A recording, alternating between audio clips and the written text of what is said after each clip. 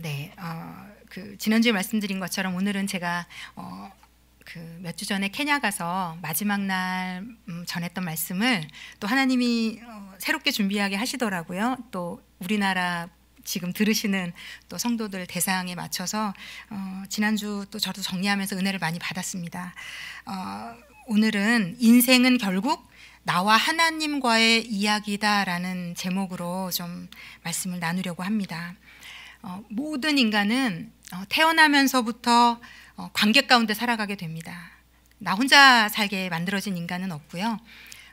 우리 하나님 아버지가 삼위일체 하나님으로 존재하시는 것처럼 우리도 하나님은 이 땅에 살면서 싫든 좋든 태어나면서부터 모든 관계를 맺으면서 살아가야 되도록 태어났더니 나를 낳은 부모를 만나고 또 그 부모님에 의해서 형제 자매를 만나고 또 뭐 학교를 가면 친구들을 만나고 선생님을 만나고 또 세상으로 나가서는 또 뭐 동료들이나 여러 가지 다양한 형태의 사람들을 하여튼 문밖만 나가는 순간부터 우리는 끊임없이 관계를 맺어야 되는데 이 모든 관계가 사실은 하나님과 나와의 이야기가 됩니다. 제가 이걸 오늘 영적으로 잘 설명을 드리면 이제 되는 건데요.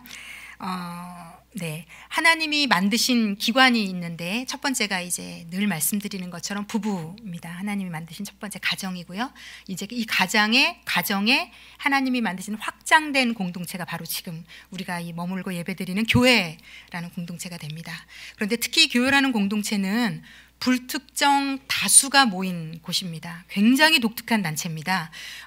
어떤 모임을 가도 내가 어떤 목적을 가지고 비슷한 어떤 뭐 취미가 맞든 뭐 성향이 맞든 무언가 이 목적에 의해서 모여지는데 교회는 듣도 보도 못한 알지도 못하는 나이, 성별, 뭐 연령대, 뭐 취향, 성격 다 다른 사람들이 모여진 공동체입니다. 그래서 사실은 이 공동체는 그래서 예수님의 사랑 없이는 사실은 운영되기 어려운 곳이기도 합니다. 그래서 어쨌든 우리는 끊임없이 관계라는 것을 맺으며 살아가게 되는데 좋은 관계도 있고 그렇지 않은 관계도 꼭 만나게 됩니다. 제가 관계의 사이클에 대해서 세 가지로 좀 설명을 드리려고 하는데 이게 우리가 맺는 모든 관계가 이 세 가지 안에 이제 하나님으로부터 받은 관계의 사이클도 그렇고 이 세 가지 안에 들어있는데요. 제가 이 사이클에 대해서 알게 된 거는 제가 가정사역하면서 어머니 학교하면서 읽었던 책 중에 미국에 있는 굉장히 유명한 목사님이 쓰신 책이 있습니다. 이 책 제목이 굉장히 긴데 이렇습니다. 제목은 그 여자가 간절히 바라는 사랑, 그 남자가 진심으로 원하는 존경이라는 책입니다. 이 제목이 어디서 따온 건가 하면 신약성경의 에베소서 5장 33절 말씀을 그대로 책 제목으로 삼은 겁니다. 에베소서 5장 33절에 보면 그러나 너희도 각각 자기의 아내 사랑하기를 자신같이 하고 아내도 자기 남편을 존경하라 이렇게 되어 있거든요. 하나님이 명령으로 모든 남편들에게는 아내를 사랑하고 모든 아내들에게는 남편을 존경하라라고 명령하셨는데 이게 사실은 제일 어렵기도 합니다. 어찌되었건 이게 이제 부부관계의 책에 나와 있는 사이클인데요. 늘 말씀드리는 것처럼 부부관계는 가장 기초 관계고요. 이것에 이제 이웃으로 다 맞물려서 똑같은 메커니즘으로 맥락으로 돌아갑니다. 그래서 지금 보여드리는 사이클의 주기가 우리의 모든 인간관계에 해당된다라고 이해하시면 될 것 같습니다. 자, 이 관계 사이클에서 첫 번째는 비춰주시면 되는데요. 도표를 보여주시면 되는데요. 악성 사이클인데요. 이건 뭔가 하면 이제 관계에서 굉장히 나와 관계가 좋지 않은 부부 관계가 되었던 친척 관계가 되었던 누구와의 관계가 되었던 악성 사이클은 왜 악성 사이클이 되냐면 부부 관계는 이렇습니다. 아내가 사랑을 주지 않으면 아내가 존경해 주지 않으면 남편은 아내를 사랑하지 않는 겁니다. 남편이 사랑해 주지 않으면 나도 존경하지 않는 겁니다. 그러니까 이건 결국 뭐냐면 네가 하는 거 봐서 나도 할게요. 네가 불친절하게 해? 나도 불친절하게 할 거야. 당신이 나한테 말을 그렇게 해? 나도 그렇게 말을 할 거야. 그러니까 내가 그렇게 관계를 맺어가는 모든 것이 나에게 있는 겁니다. 내가 생각하는 대로, 내가 유익하다고 생각하는 대로. 그래서 내가 이렇게 하는 이유는 다 너 때문이야 합니다. 그래서 이 관계에는요, 이 악성 사이클, 그래서 계속 둘의 관계는 좋아질 수가 없어요. 하는 거 봐서 내가 바꿀 거기 때문에 그래서 이 관계에서는 예수님은 없고요. 그러니까 만약에 이제 우리가 예수를 믿어도 누군가와 계속 이 사이클로 관계를 맺고 있다면 굉장히 마음 아픈 게 됩니다. 이건 예수님이 없고 상대의 문제만, 나는 옳고 너만 문제야 일 때 이런 사이클이 되는 겁니다.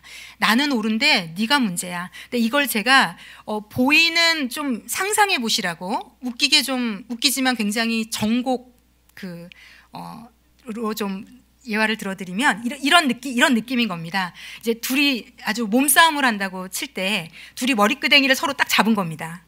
잡았는데 네가 놔, 아니 네가 놔, 이거랑 비슷한 거예요. 이 악성 사이클은 서로 안 놓는 겁니다. 야, 네가 먼저 놔. 네가 안 놓으면 나도 안 놔. 그래서 이 악성 사이클은요, 너도 죽고 나도 죽는 사이클입니다. 서로 계속 미워하고 계속 싸우고 계속 다투고 이러다가 결국은 누구도 승자가 없이 둘 다 죽는, 아주 사단이 기뻐하는, 아주 사단에 의해서 잘 만들어진 플랜이에요. 네가 안 하면 나도 안 한다. 이건 절대로 성경적이지 않은, 그런데 많은 사람들이, 특히 21세기는 많은 사람들이 이렇게 삽니다. 잘해주는 사람한테만 잘해주고 못해주는 사람에겐 똑같이 못해주면서 사는 악성 사이클로 살아요.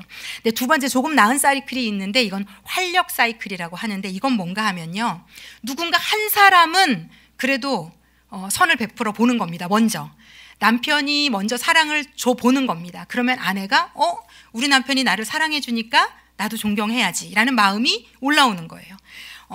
아내가 남편을 먼저 존경해 줘 보는 겁니다. 그러니까 남편이 우리 아내가 나한테 친절하게 나를 존중해 주네, 나도 잘해줘야지. 그러니까 상대가 잘해주는 거에 따라서, 그러니까 사실은 이것도 예수님이 거의 없다고 보셔도 돼요. 왜냐하면 사실은 시작은, 우리 믿는 사람들은 하나님이 하도 용서해라, 뭐 친절해라, 용납해라 하니까 기도하면서 한 번은 다 해봅니다. 어떤 관계든지 우리 크리스찬들이 무조건 악성 사이클에 있으면 죄책감이 들거든요. 사실은 예배에 나올 때마다도 마음에 부딪히고, 그러니까 적어도 한두 번은 기도해 보면서 실천을 합니다. 저렇게. 근데 이 사이클도 맹점이 뭔가 하면, 모든 관점이 하나님에게 있는 게 아니라 상대의 반응에 있어요. 그러니까 내가 열심히 친절하게 하고 용서해주고 잘 해줬는데 상대가 나를 그렇게 대응해주지 않으면 내 마음도 식습니다. 내가 잘해줬는데 상대가 잘해주지 않으면 한 번, 두 번은 참을 수 있지만, 그게 지속되면 하나님께도 그렇게 얘기하죠. 하나님, 저는 할 만큼 했습니다. 제가 이렇게 해도 저 사람은 바뀌지 않네요. 이제부터 저는 그만하겠습니다. 그러니까 이 활력 사이클은 서로가 맞물려서 해주지 않으면 금방 깨질 수 있는, 다시 악성 사이클로 갈 수도 있는 사이클이에요. 그래서 이 첫 번째, 두 번째 사이클은 사실은 예수 없어도 이 세상 사람들도 다 이렇게 살아요. 그리고 이 세상 사람들 중에서도 선한 사람, 좀 인격적인 사람은 다 이렇게 자기가 먼저 희생하고 나름 노력해보려고 노력합니다. 근데 지금 이제 보여드리는 이 다음 단계 사이클은 순전히 하나님 안에만 있는 사이클인데, 상급 사이클인데, 이게 상 중 하의 상이 아니라 보상이라는 겁니다. 하늘에서 주시는 상을 얘기하는 겁니다. 이 상을 받는 사이클은 뭔가 하면요, 남편이 사랑해 주지 않아도 나는 존경하는 겁니다. 남편의 사랑과 상관없이 아내는 사랑하는 겁니다. 아내의 존경과 상관없이 남편은 사랑해 주는 겁니다. 내 이웃이 나에게 어떻게 하는 것과 상관없이 나는 베푸는 겁니다. 왜? 이유는 뭘까요? 하나님이 그러라고 하셨기 때문인 겁니다. 오늘 본문 말씀 저희가 읽었는데, 믿음이 없이는 하나님을 기쁘시게 하지 못하나니, 하나님을 찾고 상 주시는 자에게 하나님이 그 자를 기뻐하신다는 걸 알고, 그러니까 이 사이클은요, 하나님 한 분 바라보는 사이클입니다. 그래서 우리 힘으로는 할 수 없는, 하나님이 도와주셔야지만, 성령님의 인도하심이 있어야만 가능한, 내 노력으로는 반드시 활력 사이클에서 다시 악성으로 가게 되어 있습니다. 부부관계가 돼 있건 심지어 자녀와의 관계도 마찬가지고요. 우리가 이 땅에서 만나는 모든 관계는 하나님을 바라보고 행하지 않으면 반드시 중간에 멈출 수밖에 없는 상황이 옵니다.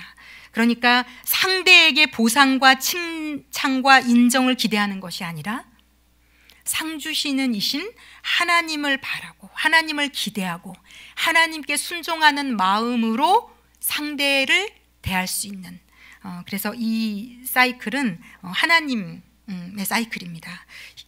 마태복음 25장 21절에도 이런 말씀이 있습니다. 저희가 다 함께 읽어보겠습니다. 그 주인이 이르되 잘하였도다 착하고 충성된 종아 내가 적은 일에 충성하였음에 내가 많은 것을 내게 맡기리니 내 주인의 즐거움에 참여할지어다 하고 하나님께 마지막에 우리가 하나님 앞에 섰을 때 하나님의 칭찬을 받는 것이 우리 영혼 안에 하나님께 인정받는 것, 하늘로부터 주어지는 상이 내 마음에 가득한 사람들이 이 상급 사이클을 사모하면서 살아갈 수가 있습니다. 마태복음 5장 46절에 저희들이 좀 찔리는 말씀을 하나님께서 하셨는데 예수님께서 이렇게 말씀하셨어요. 너희가 너희를 사랑하는 자를 사랑하면 무슨 상이 있으리요? 세리도 이같이 아니하느냐? 그러면서 그 다음 구절도 너희가 형제끼리만 사랑하는 것은 누구는 못하겠느냐라고 예수님이 말씀하세요. 결국은 이런 거죠. 나랑 친한 사람, 가까운 사람, 나와 잘 맞는 사람, 마음이 가는 사람에게만 잘해주는 건 예수 안 믿는 이 세상 사람도 다 그 정도는 하고 심지어는 인격적이고 어떤 종교심이 높은 자들, 뭐 불교든 어떤 종교든 종교심이 많은 자들도 그렇게 해요. 손에도 봐가면서 활력 사이클 안으로 들어가려고 최선을 다해 노력을 합니다. 그런데 우리 예수 믿는 사람, 우리가 예수를 믿었다는 건 어떤 이야기인가 하면 하늘의 법을, 이제 우리는 하늘 시민권자고 하늘 아버지의 딸이고 아들이거든요. 그러면 이제부터 우리는 하늘의 법을 배우고 익히고 그 말씀대로 살아가는 자입니다. 그리고 이걸 내 힘으로 살아가는 게 아니라 우리 안에 와 계신 성령 하나님의 도우심을 힘입어서 그렇게 살아가야 하는 자입니다. 자, 그러면 우리가 이렇게 살아가기 위해서 제가 이 관계 가운데 우리 주변의 사람들 그리고 나에 대해서 먼저 좀 이해해야 되는, 전제로 이해해야 되는 말씀들이 있는데요. 하나님이 말씀하시는 인간과 이웃과 나의 관점에 대해서 이 두 가지를 잠깐 좀 설명을 먼저 해드리고 좀 본론으로 다시 넘어가도록 하겠습니다. 하나님께서 이 땅의 모든 인간들, 나를 비롯한 내가 만나는 모든 사람들이 어떤 존재인지, 내 배우자도 그렇고 내 자녀도 그렇고 교회 안에서 만나는 성도들, 심지어는 굉장히 믿음이 좋다고 여겨지는 우리 장로님들이나 권사님들, 또 저 같은 사역자들까지도 포함해서 인간은 어떤 존재인가를 성경이 굉장히 아주 적나라하게 알려주고 있는데요. 우리가 너무 잘 아는 말씀인데 예레미야서 17장 9절 말씀, 세 구절을 좀 우리가 볼 텐데요. 예레미야서 17장 9절 말씀 우리가 다 함께 한 목소리로 읽겠습니다. 만물보다 거짓되고 심히 부패한 것은 마음이라 누가 능히 이를 알리오마는. 그러니까 여러분, 우리가 만나는 이 땅의 모든 사람들은 마음이 거짓되고 심히 부패했다는 겁니다. 예, 물론 우리가 예수를 믿으면 의롭다 칭함을 받기는 했습니다. 그러나 여전히 우리 안에는 옛자가 있고 이 죄된 마음들이 수시로 예수를 아무리 잘 믿어도 나올 수 있다는 겁니다. 그래서 우리가 만나는 모든 사람들은 다 저럴 수 있어요. 그리고 로마서 7장 19절, 이건 사도 바울이 고백한 고백인데요. 다 함께 이 구절도 읽겠습니다. 내가 원하는 바 선은 행하지 아니하고 도리어 원하지 아니하는 바 악을 행하는도다. 우리가 예수를 믿어도요, 내가 선을 원해요. 말씀을 들으면 알아요. 주일에 담임 목사님 말씀을 듣고 성경을 읽으면서 아 맞아 라고 수긍도 해요. 심지어 기도까지 해요. 그래도 우리가 선을 행하고자 하지만 원하지 않는 걸 나도 모르게 합니다.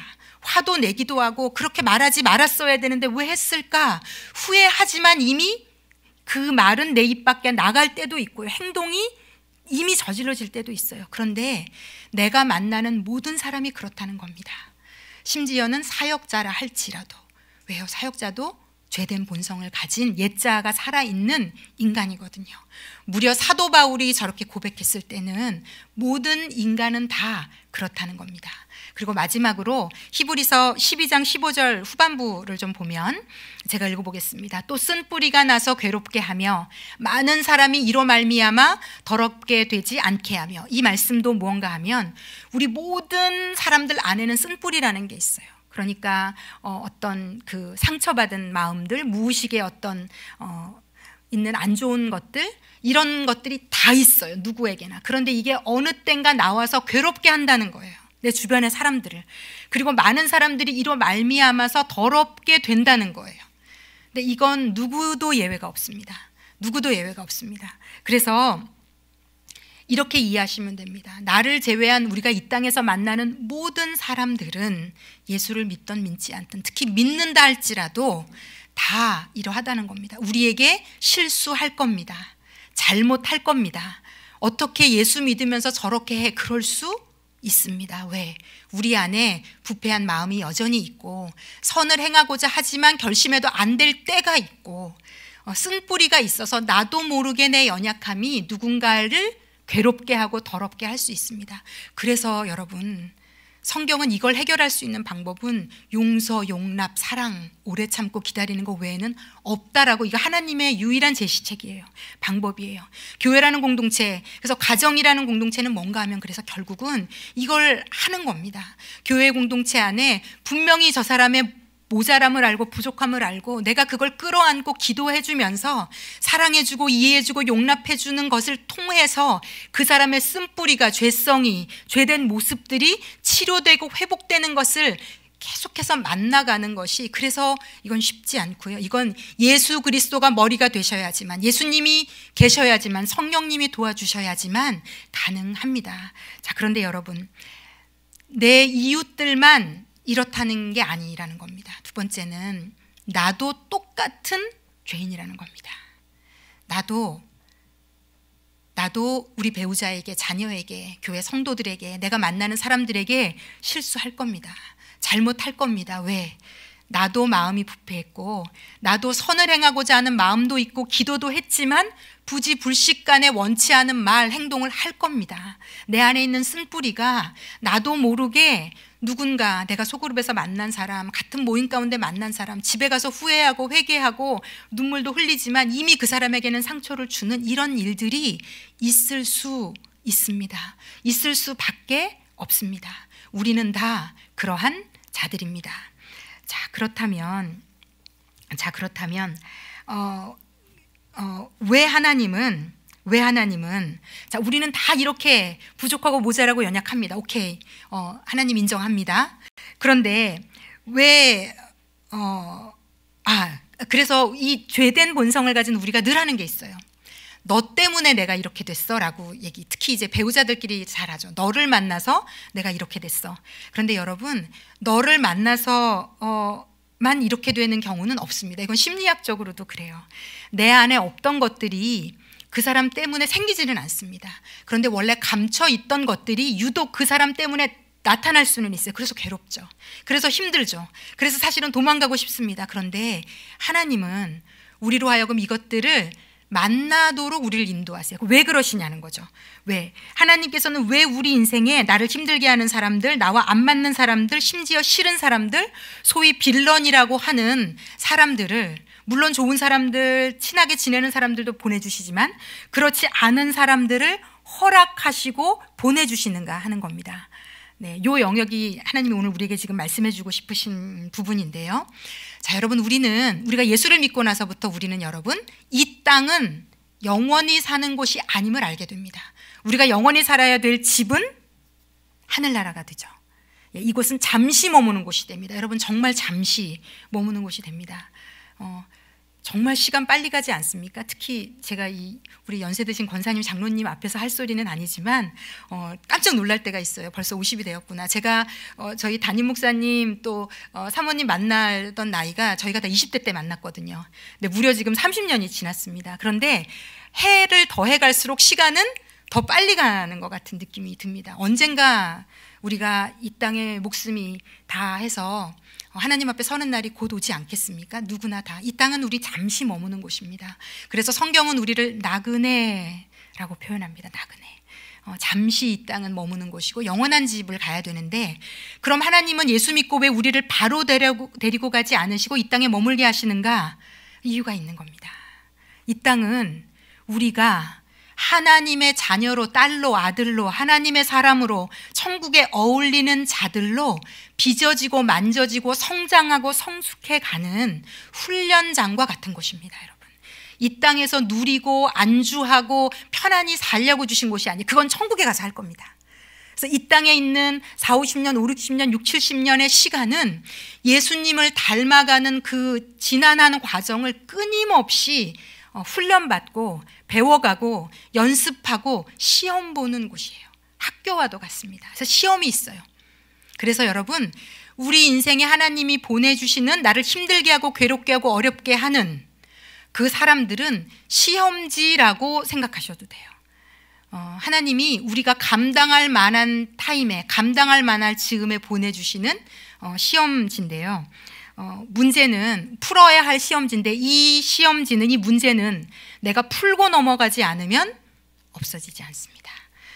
멈추지 않아요. 왜냐하면 우리 하나님은 우리를 거룩한 하나님의 사람으로 만드시기로 작정하셨거든요. 우리를 정말 내가 상상한 것보다 그 이상의 하나님의 자녀에 걸맞는 사람으로 만드시는 게 하나님의 꿈이에요. 그래서 하나님은 그 시도를 멈추시지 않을 거예요. 우리를 사랑하시되 끝까지 우리를 그런 아름다운 하나님의 사람으로 만드시는 것을 멈추지 않으실 겁니다. 자, 그래서 이 이웃 관계는 결국 시험지와 똑같아요. 그런데 이 시험지의 문제는 늘 상중하, 난이도가 여러 가지가 있잖아요. 마찬가지로 하나님도 어려운 문제를 늘 내시지는 않는 것 같아요. 쉬운 문제, 어려운 문제, 중간 문제 다 있는 것처럼 우리의 인생에도 우리가 만나는 사람들도 그래요. 난이도 하의 사람들도 하나님이 정말 많이 우리 인생에 예수 믿으며 보내주세요.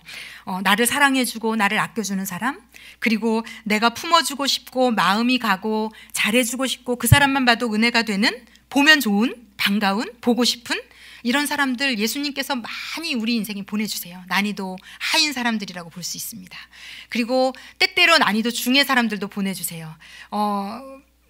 뭐 싫지는 않지만 딱히 그렇게 친해지고 싶지도 않은, 뭐 굳이 이렇게 가까워지고 싶지는 않은, 그런데 하나님이 꼭 그런 분들을 소그룹이나 또 사역의 현장이나 이런 데서 꼭 만나게 하세요. 그래서 하나님이 나에게 한 번은 그냥 내가 세상에 살았을 때는 절대로 관심을 가지거나 말을 하거나 서로 알려고 하지 않았을 사람을 알아가게 하시는, 서로 사랑하게 하시는, 그래서 저는 그런 간증 많이 듣습니다. 소그룹 가운데서 목사님, 제가 그분 관심도 없었고 좀 저랑은 다른 것 같아서 부담이 있었는데 이번에 같이 소그룹 하면서 하나님이 마음을 주셔서 친해지게 됐는데 너무 좋은 분이더라고요. 너무너무 행복해하는 이런 간증들 소그룹에서 많이 듣게 됩니다. 그리고 하나님께서 그렇게 해보라고 보내주신 사람들로 이해하셔도 될 것 같습니다. 자, 그런데 우리에게 주시는 이 시험지 문제 가운데 난이도 상의 사람들이 있어요. 반드시 있습니다. 보기 싫고 힘들고 내 속을 썩이고 나와 안 맞고 왜 저런 행동하고 말을 하는지 이해가 안 되고 심지어는 화가 나기도 하고 같이 있기 원하지 않는, 그리고 또 어떤 사람을 만나면 계속 내 좋지 않은 모습을 드러내게 되는, 피하고 싶고 안 만나고 싶은데 그럴 수는 없는, 뭐 회사 안 갈 수 없고 교회 안 갈 수 없고 뭐 이런 거죠. 그 배우자 안 볼 수 없고 집에 안 들어갈 수는 없잖아요, 여러분. 그러니까 계속 봐야 되는 이런 인생의 누구에게나 뭐 매번 있지는 않지만 우리의 믿음의 영역, 우리가 감당할 만할 수 있을 때 하나님께서 끊임없이 보내주시는 인생의 누구에게나 있습니다. 그런데 이러한 사람들은 아무리 믿음이 좋아도 누구에게나 어렵습니다. 이런 분들, 내가 특히 힘들고 싫고 나를 어렵게 하는 이런 사람들은 이 사람들과 친해지고 이 사람들을 극복하는 데 있어서는요, 전적으로 하나님의 도우심이 필요해요. 우리의 힘으로는 가능하지 않습니다. 다시 말씀드리지만 우리의 시도와 노력은 번번이 좌절할 겁니다. 하나님 앞에 이 문제를 반드시 가지고 나오셔야 돼요. 하나님 그러라고, 하나님을 찾으라고 허락하신 문제입니다. 하나님 외에는 안 되기 때문에. 그래서 하나님의 쪽집게 과외가 필요한 영역이고요. 하나님의 전적인 도우심과 성령님의 인도하심 가운데 배우고 연습해보는, 그래서 계속 넘어질 수 있어요. 오늘 또 기도하고 갔지만 또 실패하고 돌아오고 또 실패하고 돌아오고, 그래서 철저한 자기 부인을 배우는 시간이에요. 저도 굽이굽이 이런 경험들을 많이 했지만 너무 괴롭죠. 정말 너무 힘들죠. 그 사람이 미워서 잠이 안 오는 적도 있고 괴롭고 힘든데 결국은 이건요, 내 감정, 내 마음을 부인하지 않으면 절대로 그 사람 품을 수 없습니다. 근데 하나님이 굽이굽이 내가 이해할 수 없는 사람, 내가 그러나 품어야 될 사람을 보내주시고 나를 부인해야 되는 시간들, 씨름하는 시간들, 영적 싸움이 정말 치열한 시간들을 허락하십니다. 그래서 이 문제가 어렵다 보니까 틀리거나 아예 안 풀거나 시험을 잘 못 보는 경우가 늘 당연히 있을 수 있습니다. 그래서 관계 가운데 부부로 치자면 이혼을 하기도 하고 아니면 교회 공동체 안에서는 교회를 옮기시기도 하고 어느 모임에는 안 나가기도 하고 직장이라면 직장을 옮기기도 하고 그만두기도 하고 떠나기도 하고 이런 여러 가지 형태로 우리가 이런 일들을 대응하는데요. 어쨌든 아까도 말씀드린 것처럼 이 문제는 또 출제됩니다. 네, 다음번 시험에 그 어렵고 못 풀었던 문제 또 출제돼요. 그러므로 우리가 이건 하나님의 손을 붙들고 푸는 수밖에는 없습니다. 그리고 풀면 넓어지고 깊어지고 정말 하나님의 자녀다운 수준으로 믿음이 한 단계 성장해 있는 나를 만나게 되는, 그렇다면 또 한 부분을 좀 생각해 보고 싶은데요. 우리가 이제 저 사람 때문이야, 저 사람만 없으면, 이런 생각을 종종 잘 하잖아요.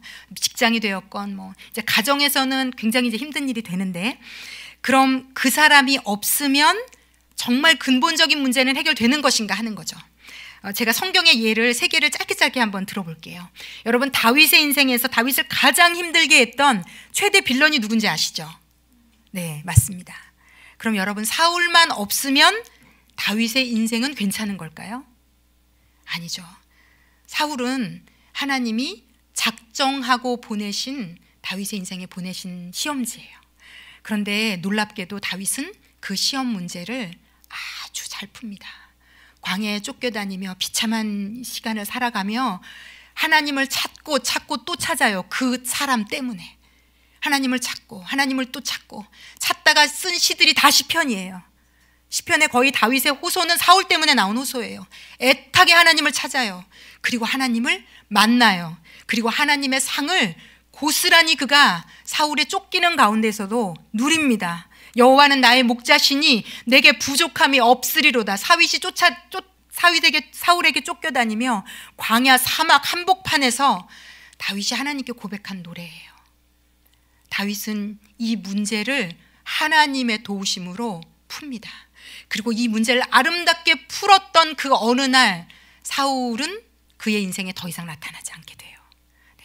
풀면 사라집니다. 오히려 그 사람과 예수님의 사랑을 나누는 놀라운 관계로까지 전환될 수 있습니다. 이건 제가 제 인생을 걸고 경험해 본 일입니다. 기적과도 같은 일입니다. 기적과도 같은 일.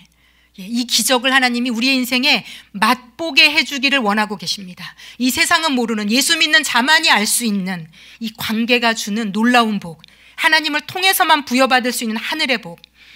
여러분, 요셉을 10형들이 10대의 나이에 요셉을 팔았어요. 노예로, 외국에. 정말 이런 끔찍한 일이 어디 있습니까? 정말 천인공노할 노릇 아닙니까? 가족이. 그런데 여러분, 요셉의 인생에 형들이 없었으면 요셉의 인생은 괜찮았겠습니까? 아니, 그렇지 않거든요. 하나님은 요셉을 애굽으로 보내셨어야 됐고요. 애굽의 보디발 집에서 이집트 언어를 배우고 이집트의 문화를 배우고 그 보디발이라는 집에서 그 모든 가정 사역을 맡아서 하면서 총구로서, 회계로서 이제 앞으로 애굽 전체를 다스릴 총리로서의 훈련은 거기서 다 받았어요. 그리고 이스라엘 민족을 데리고 오기까지의 훈련은 거기서 다 받았어요. 이건 제가 오늘 말씀 제목이 인생의 모든 관계는 결국 나와 하나님의 이야기, 나와 하나님과의 이야기였어요. 형들과 나의 이야기로 보시면 안 돼요. 형들과 요셉의 이야기가 아니었고요. 요셉과 하나님의 이야기였어요. 결국 모든 스토리는, 거기에 등장했던 사람들은 하나님의 도구로 쓰임받은 소중한 영혼들이었을 뿐이고요. 그래서 요셉은요, 하나님을 찾았고 감옥에서 노예로서도 다 하나님이 형통케 하시는 삶을 살 수 있었어요. 그리고 마지막에 그가 그 형들을 끌어안고 용서하고 사랑하는 거 성경에 나오잖아요. 하나님을 통해서 시험지를 푸는 사람은 이런 겁니다. 하나님을 찾고 그 하나님이 살아계신 분임을 알았고 그 사랑을 그 사람들에게 보여주는. 그리고 마지막 예화는 우리 구주 예수님은 이 땅에 오실 때 십자가를 지러 오셨거든요. 가룟 유다가 없었더라면 예수님은 십자가 안 지셨을까요? 본디오 빌라도에게 고난을 받으사, 우리가 예배 드릴 때마다 고백하잖아요. 본디오 빌라도가 없었더라면 예수님은, 그가 막 사람들이 예수를 십자가에 못 박아서 바라바를 풀어주고 예수님을 못 박으라고, 그때 빌라도가 강하게 밀어붙여서 예수님을 언도하지 않았더라면 십자가형으로 예수님은 십자가 안 지셨을까요? 아니죠. 우리가 다 알고 있죠. 하나님은 하나님 수준의 시험 문제를 받아갖고 오셨더라고요. 예수님은 십자가라는 온 인류의 죄인들을 다 끌어안아야 되는.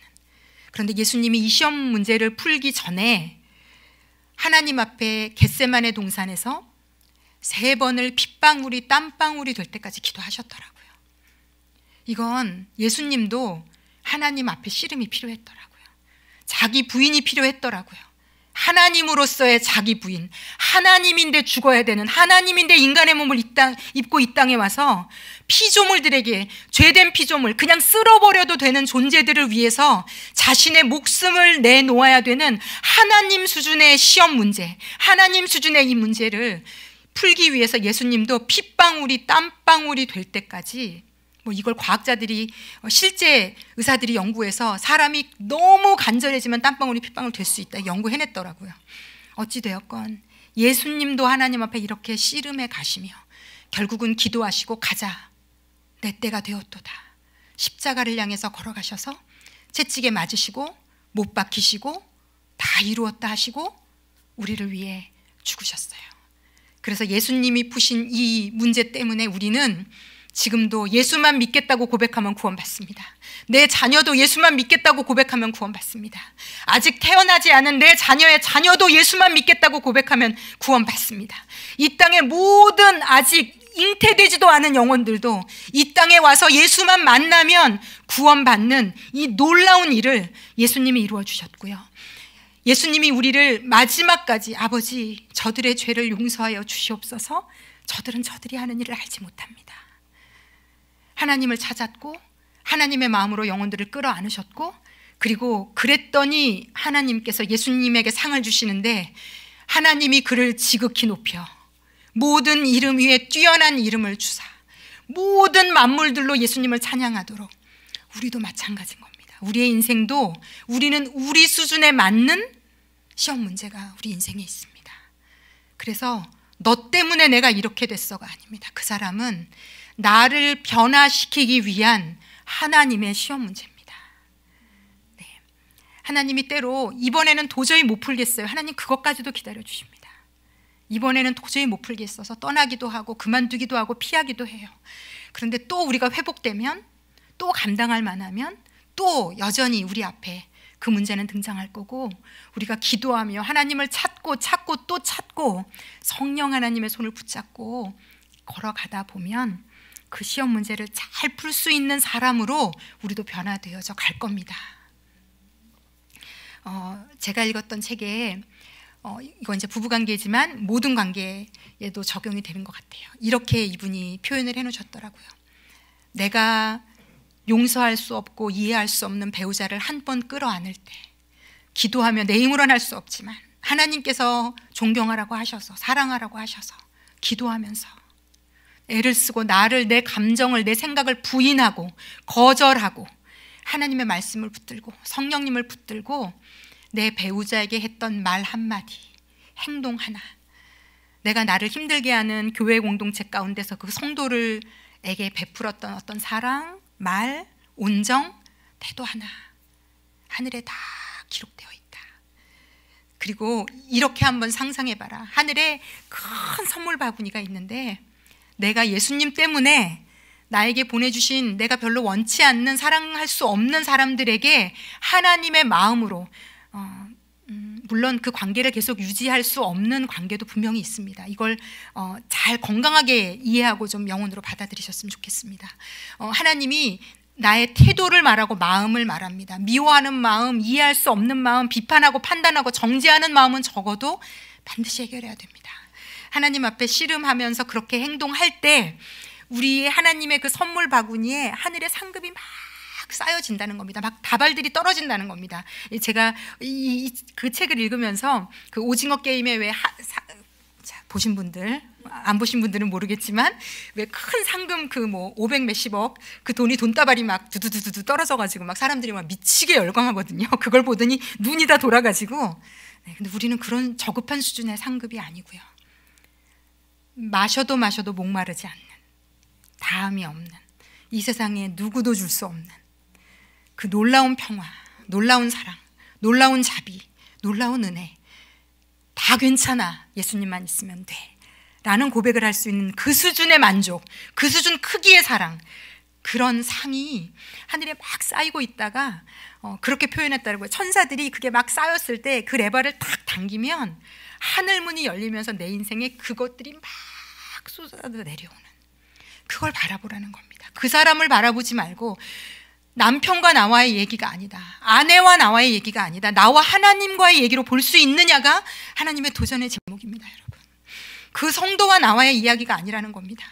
나와 하나님과의 이야기라는 겁니다. 내가 회사에서 만나는 그 사람과 나와의 이야기가 아니라 그 이야기가 나와 하나님과의 이야기로 변환되는 순간 그 땅에 놀라운 일들이 일어난다는 겁니다. 지난주에 들었던 하나님이 나를 선교사로 보내셨다는 그 선교지가 정말 선교지가 되는 놀라운 일들이, 내가 선교사의 역할을 감당할 수 있는 사람이 된다는 겁니다.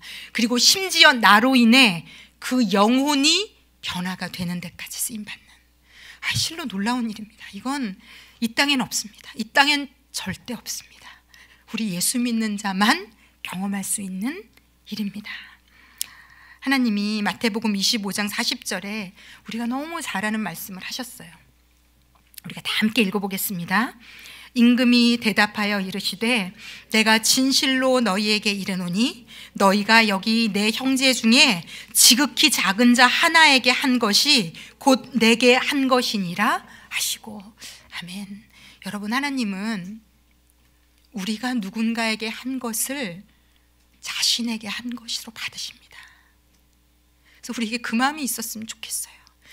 네가 잘하나 못하나 봐서 저 사람이 저렇게 하니까 나도 안 해야 되겠다, 이게 아니라 그 사람을 사랑하셔서 십자가에서 죽으신 예수 그리스도, 내가 그 사람에게 사랑과 친절과 온정과 자비를 베푸는 건 하나님 입장에서는 내가 핏값으로 산 나의 자녀를 위해 사랑을 베풀고 은혜를 베풀고 온정을 베풀었구나, 고맙다.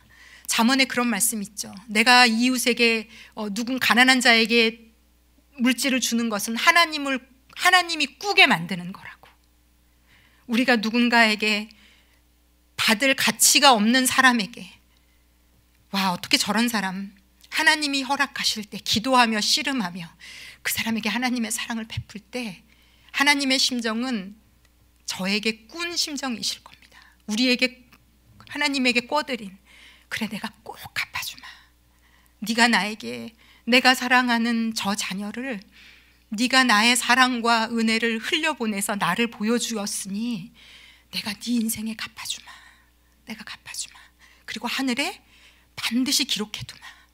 그래서 내가 언젠가 너를 만났을 때 너와 함께 도란도란 이야기를 나누면 네가 이때 올리브교회에서 이 성도에게 사랑을 보여주었구나, 친절을 보여주었구나, 예수님의 사랑을 흘려보냈구나를 어쩌면 우리가 천국에 가면 깜짝 놀랄 수도 있습니다.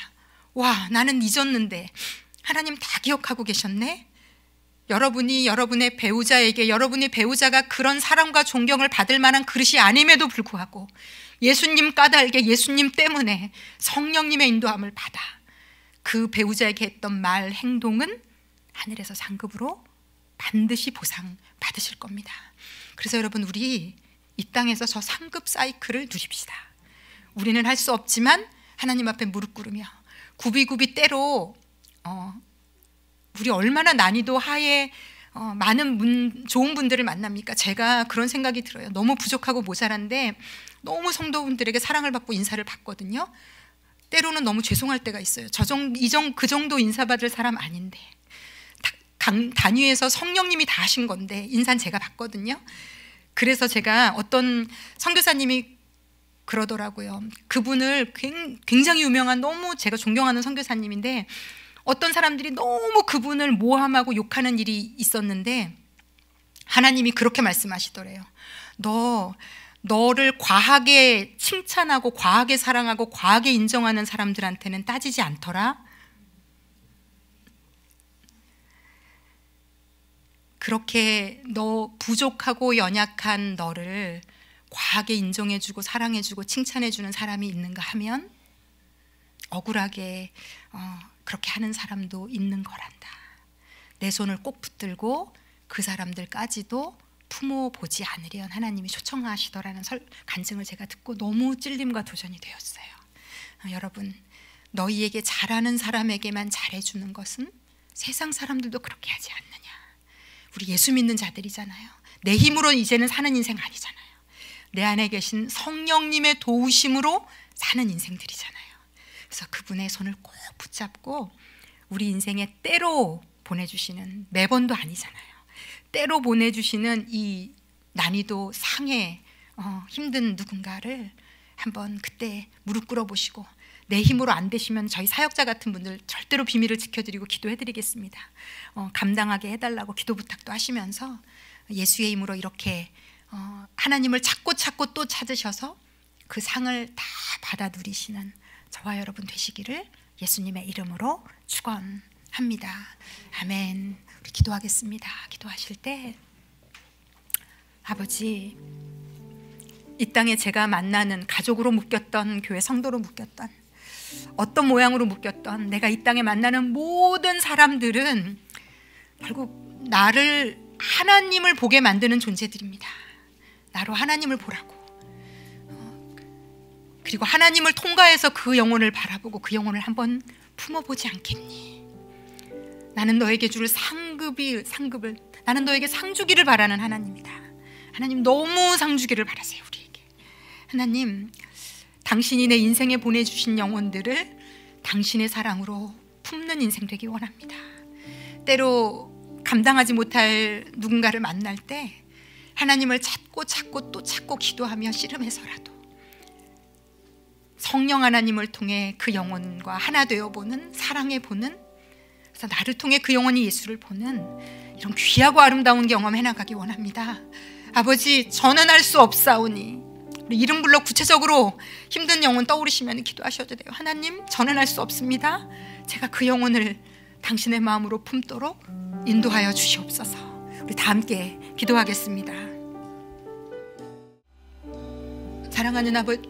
사랑하는 하나님 아버지, 아버지의 자녀됨의 복을 누리는 자로 살아가고 싶습니다. 우리의 믿음의 키가 갓난아이, 어린아이에 머물지 않기를 진심으로 소원합니다. 하나님이 우리 인생에 보내주신 영혼들을 품어가며 사랑해가며, 때로 나를 힘들게 하는 그 영혼을 놓고 정말 하나님 앞에 무릎 꿇어가며, 예수님도 당신 앞에 놓인 그 시험지 앞에 땀방울이 핏방울이 되도록 하나님 앞에 씨름하셨습니다. 하물며 우리는 어떻겠습니까? 아버지, 기도하게 하시고 하나님 찾게 하시고 무릎 꿇게 하시고 하나님 앞에 씨름하게 하셔서 끌어안아 보는, 그 문제를 해결해 보는 그런 귀하고 복된 경험을 아버지 허락해 주십시오. 아버지, 우리 인생에 그 사람과의 나와의 관계의 이야기가 아니라 결국 나와 하나님과의 이야기임을 알게 되었습니다. 나와 하나님과의 이야기를 아름답게 써내려가는, 그래서 마지막 때에 예수님 만났을 때 칭찬받는, 네가 나를 먹였고 입혔고 옷 입혔고 네가 나에게 그렇게 말했다라고 칭찬받을 수 있는 그런 우리가 다 될 수 있도록 아버지, 우리들의 관계를 축복하시고 인도해 주십시오. 감사를 드리며 예수님의 이름으로 기도했습니다.